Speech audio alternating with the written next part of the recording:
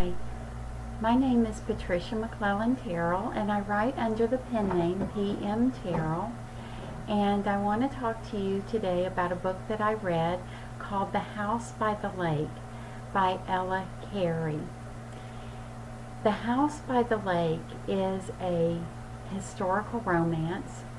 It's a mystery, and in many ways it's a reminder that the past can too easily be repeated if we haven't learned something from it. Well, we start off with Max. Max is part of a privileged elite German class, and he has fallen in love with Isabella from Paris, France. But Adolf Hitler is rising, and so is the Nazi Party. There are many things about the Nazis that Max doesn't like, such as their hatred of minorities. But to a certain extent, he's willing to look the other way because Hitler appears to be the only one who is offering Germany a way forward after their crushing defeat of World War I. Too late, he realizes that despite all of his reservations, he is now in a situation where he must join the Nazi Party, and he must also join the German military. Germany is invading its neighbors, and not only does Max's life depend on his decision, his choice, but his entire family's lives depends on what he does. Well, as we switch to the present day, Anna lives in San Francisco with her aging grandfather, who is Max. Max is now at the end of his life, and he has one crushing regret. He asks Anna to return to Germany, a country that he hasn't been to since around 1940. And he asks her to recover a single item that he hid beneath the floorboard in the house that he used to live in. Well, as she journeys to Old Prussia to perform what turns out to be Max's dying wish, she finds herself in the middle of a mystery. Why did Max leave Germany all those years ago, especially after becoming a Nazi and joining the German military? He didn't stay there through the end of World War II.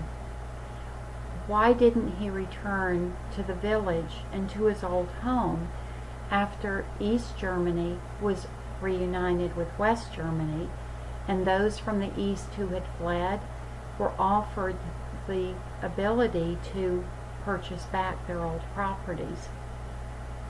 The village near her grandfather's old estate is it's stuck in 1945, 1946, and it's almost a ghost town. And when they discover who she is and her relation to the estate that overlooks their village, many of the people there become hostile.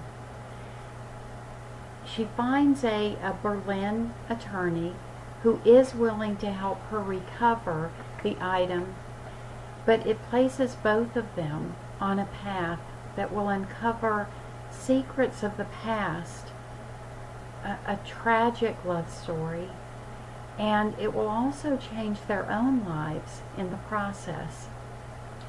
Well, Max's position in the 1930s and the choices that he must make reminds me all too much of the rise of current nationalism. In fact, that was something that drew me to reading this book, because I really wanted to read about someone who had reservations, who had that that feeling inside of them that this is not right, this is not normal, and yet he put those feelings aside, those emotions aside, and made excuses in many ways for Hitler, and he reduced his own moral compass in following him.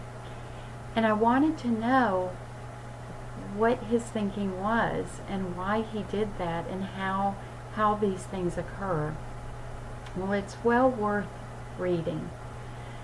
The House by the Lake is not only a wartime romance between a French woman and a German man, and it's also a personal mystery that spans generations, but it's a lesson in what happens in the early stages of a party's rise to power. The ability for people to look away from those aspects that they don't like, even though they know in their heart that that's not who they are. And it's also a lesson in what happens when their eyes are opened too late. So this has been a review of The House by the Lake by Ella Carey. And I hope that you've enjoyed this review. I will be doing a few more this year. I'm a very slow reader because I really like for these stories to marinate in my mind. And this one certainly does. Please follow me on YouTube if you haven't already. And visit my website at pmterrell.com. Under the link called Articles, you'll find authors and books with a lot more reviews. And there you can also follow me on Facebook, Twitter, and my other social media. Thank you.